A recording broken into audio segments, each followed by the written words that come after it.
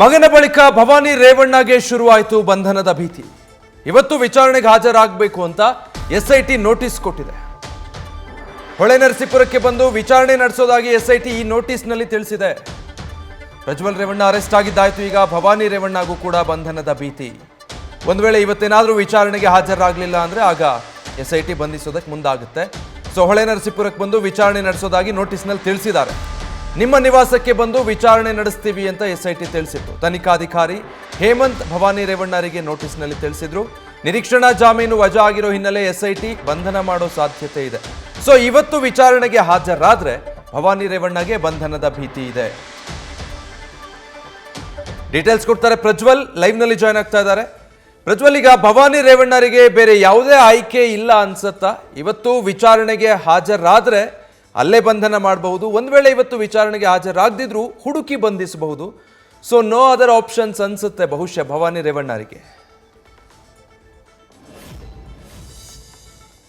ಕೂಡ ವಿಜಯ್, ಈಗಾಗಲೇ ಭವಾನಿ ರೇವಣ್ಣ ಅವರು ಸಲ್ಲಿಸಿದಂತಹ ಒಂದು ನಿರೀಕ್ಷಣಾ ಜಾಮೀನಿನ ಅರ್ಜಿ ಏನಿದೆ ಅದು ವಜಾ ಆಗಿರುವಂಥದ್ದು. ಆ ಒಂದು ನಿಟ್ಟಿನಲ್ಲಿ ಎಸ್ಐಟಿ ಕೂಡ ಈಗಾಗಲೇ ನೋಟಿಸನ್ನು ಕೊಟ್ಟಿತ್ತು. ಆ ಒಂದು ನೋಟಿಸ್ಗೆ ಸಂಬಂಧಪಟ್ಟಂತೆ ಇವರು ಇಂದು ವಿಚಾರಣೆಗೆ ಹಾಜರಾಗಬೇಕಾಗುತ್ತೆ. ತನಿಖಾಧಿಕಾರಿಗಳು ಸ್ಪಷ್ಟವಾಗಿ ಆ ನೋಟಿಸ್ನಲ್ಲಿ ಉಲ್ಲೇಖವನ್ನು ಮಾಡಿದ್ರು. ನಾವು ಇಂದು ನಿಮ್ಮ ನಿವಾಸಕ್ಕೆ ಬಂದು ನಿಮ್ಮ ವಿಚಾರಣೆಯನ್ನು ನಡೆಸ್ತೀವಿ. ಬೆಳಿಗ್ಗೆ 10ರಿಂದ ಸಂಜೆ 5 ಗಂಟೆಯ ಒಳಗಾಗಿ ನೀವು ಮನೆಯಲ್ಲೇ ಇರಿ, ನಾವು ವಿಚಾರಣೆಯನ್ನು ನಡೆಸ್ತೀವಿ ಅನ್ನೋದು ಕೂಡ ಸ್ಪಷ್ಟವಾಗಿ ನೋಟಿಸ್ನಲ್ಲಿ ಉಲ್ಲೇಖವನ್ನು ಮಾಡಿದ್ರು. ಈಗ ಒಂದು ಕಡೆ ನಿರೀಕ್ಷಣಾ ಜಾಮೀನು ಅರ್ಜಿ ವಜಾ ಆಗಿರುವಂತಹ ಹಿನ್ನೆಲೆಯಲ್ಲಿ ಭವಾನಿ ರೇವಣ್ಣ ಅವರಿಗೆ ಬಂಧನದ ಭೀತಿ ಉಂಟಾಗಿರುವಂಥದ್ದು.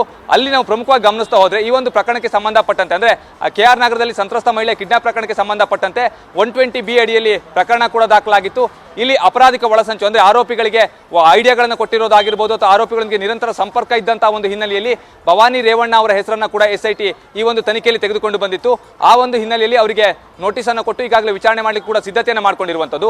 ಒಂದೊಮ್ಮೆ ಭವಾನಿ ರೇವಣ್ಣ ಅವರು ವಿಚಾರಣೆಗೆ ಹಾಜರಾಗಿಲ್ಲ ಅಂತ ಹೇಳಿದ್ರು ಕೂಡ ಅವ್ರನ್ನ ಬಂಧಿಸುವಂತ ಸಾಧ್ಯತೆ ಇಲ್ಲಿ ದಟ್ಟವಾಗಿರುತ್ತೆ. ಯಾಕೆ ಅಂತ ಹೇಳಿದ್ರೆ ಅವರು ಈಗಾಗಲೇ ಅಜ್ಞಾತ ಸ್ಥಳದಲ್ಲಿ ಇದ್ದಾರೆ ಅನ್ನುವಂಥ ಒಂದು ಮಾಹಿತಿ ಕೂಡ ಲಭ್ಯವಾಗ್ತಾ ಇರುವಂಥದ್ದು. ಆದರೆ ಅವರು ಅಜ್ಞಾತ ಸ್ಥಳದಲ್ಲಿದ್ದರೆ ಅವ್ರನ್ನ ಹುಡುಕಿ ಬಂಧನವನ್ನ ಮಾಡಬಹುದು. ಅಥವಾ ವಿಚಾರಣೆಗೆ ಹಾಜರಾದಂತಹ ಸಂದರ್ಭದಲ್ಲೂ ಕೂಡ ಸರಿಯಾದಂತಹ ಉತ್ತರವನ್ನ ಕೊಡದೇ ಇದ್ರೆ ಅಂದ್ರೆ ತನಿಖಾಧಿಕಾರಿ ಕೇಳುವಂತಹ ಪ್ರಶ್ನೆಗಳಿಗೆ ಸರಿಯಾದಂತಹ ಉತ್ತರವನ್ನ ಕೊಡದೇ ಇದ್ದಂತಹ ಸಂದರ್ಭದಲ್ಲೂ ಕೂಡ ಅವ್ರನ್ನ ಬಂಧಿಸುವಂತಹ ಒಂದು ಅಧಿಕಾರ ಇದೆ. ಅದು ತನಿಖಾಧಿಕಾರಿಯ ವಿವೇಚನೆಗೆ ಬಿಟ್ಟಿರುವಂತಹ ವಿಚಾರ. ಹಾಗಾದ್ರೆ ಭವಾನಿ ರೇವಣ್ಣ ಅವರಿಗೆ ಬೇರೆ ರೀತಿಯ ಯಾವ ಆಪ್ಷನ್ಗಳಿದೆ ಅನ್ನೋದನ್ನ ಗಮನಿಸ್ತಾ ಹೋದ್ರೆ, ಒಂದು, ತನಿಖಾಧಿಕಾರಿಯ ಮುಂದೆ ಹಾಜರಾಗಿ ವಿಚಾರಣೆಯನ್ನ ಎದುರಿಸುವಂಥದ್ದು. ಎರಡನೇದಾಗಿ ತನಿಖಾಧಿಕಾರಿ ಬಂಧಿಸಿದ್ರೆ ಬಂಧನಕ್ಕೆ ಒಳಗಾಗುವಂಥದ್ದು. ಅದನ್ನ ಹೊರತುಪಡಿಸಿದ್ರೆ ತಲೆಮರೆಸಿಕೊಂಡು ಅಂದ್ರೆ ಅಬ್ಸ್ಕ್ಯಾಂಡ್ ಆಗಿ ಅನಂತರದಲ್ಲಿ ಅಂದ್ರೆ ನಿರೀಕ್ಷಣಾ ಜಾಮೀನನ್ನು ಹೈಕೋರ್ಟ್ನಲ್ಲಿ ಸಲ್ಲಿಸುವಂತಹ ಒಂದು ಅವಕಾಶ ಕೂಡ ಇದೆ. ಮೇಲ್ಮನವಿಯನ್ನು ಸಲ್ಲಿಸಿ ನಿರೀಕ್ಷಣಾ ಜಾಮೀನಿನ ಅರ್ಜಿಯನ್ನು ನೋಡಿಕೊಂಡು ಮುಂದಿನ ನಡೆಯನ್ನ ಕೂಡ ಬೇಕಾದ್ರೆ ಅವರು ಅನುಸರಿಸಬಹುದು. ಈ ರೀತಿಯ ಆಪ್ಷನ್ಗಳೇನಿದ್ದಾವೆ ಅದು ಈಗ ಭವಾನಿ ರೇವಣ್ಣ ಅವರಿಗಿರುವಂಥದ್ದು. ಅದನ್ನ ಹೊರತುಪಡಿಸಿದ್ರೆ ಅಂದ್ರೆ ತಾನೇ ಸರೆಂಡರ್ ಆಗಿ ನಾನು ವಿಚಾರಣೆಗೆ ಹಾಜರಾಗ್ತೀನಿ, ವಿಚಾರಣೆಗೆ ಹಾಜರಾದಂಥ ಸಂದರ್ಭದಲ್ಲಿ ಬಂಧನಕ್ಕೆ ಒಳಗಾದ್ರೆ ನಾನು ಕಾನೂನನ್ನು ಪಾಲಿಸುವಂಥ ಉದ್ದೇಶದಿಂದಾಗಿಯೇ ನಾನು ವಿಚಾರಣೆಗೆ ಹಾಜರಾದೆ, ಬಂಧನ ಮಾಡಿದ್ರೆ ನಾನು ರೆಗ್ಯುಲರ್ ಬೇಲ್ಗೆ ಹಾಕೊಳ್ತೀನಿ ಅನ್ನುವಂಥ ಒಂದು ಆಪ್ಷನ್ ಕೂಡ ಇದೆ. ಅಂದ್ರೆ ನಿರೀಕ್ಷಣಾ ಜಾಮೀನು ಅರ್ಜಿ ವಜಾ ಆಗಿರುವಂಥ ಹಿನ್ನೆಲೆಯಲ್ಲಿ ಒಂದೊಮ್ಮೆ ಎಸ್ಐಟಿ ಬಂಧಿಸಿದ್ರೆ ಇಲ್ಲಿ ನಿರೀಕ್ಷಣಾ ಜಾಮೀನು ಅರ್ಜಿಯನ್ನು ಮತ್ತೆ ಸಲ್ಲಿಸಲಿಕ್ಕೆ ಸಾಧ್ಯವಾಗೋದಿಲ್ಲ, ಅದು ವಜಾ ಆಗುತ್ತೆ. ಆ ಒಂದು ನಿಟ್ಟಿನಲ್ಲಿ ಅವರು ರೆಗ್ಯುಲರ್ ಬೇಲನ್ನು ಕೂಡ ಇಲ್ಲಿ ಹಾಕೊಳ್ಬಹುದು. ಆ ಸಂದರ್ಭದಲ್ಲಿ ರೆಗ್ಯುಲರ್ ಬೇಲ್ ಸಿಕ್ಕಿದ್ರೆ ಅನಂತರದಲ್ಲಿ ಅವರು ಬೇಕಾದ್ರೆ ಮತ್ತೆ ಹೊರಗಡೆ ಬರ್ಬೋದು. ಅಲ್ಲಿಯವರೆಗೂ ಕೂಡ ಈ ಎಲ್ಲ ಆಪ್ಷನ್ಗಳನ್ನ ಈಗಾಗಲೇ ಭವಾನಿ ರೇವಣ್ಣ ಅವರ ಮುಂದಿರುವಂಥದ್ದು. ಆದರೆ ಸದ್ಯ ಭವಾನಿ ರೇವಣ್ಣ ಅವರ ನಡೆ ಏನು ಅನ್ನುವಂಥದ್ದಿಂದ ಅದು ಈಗ ನಿಗೂಢ ಅಂತಾನೆ ಹೇಳ್ಬೋದು.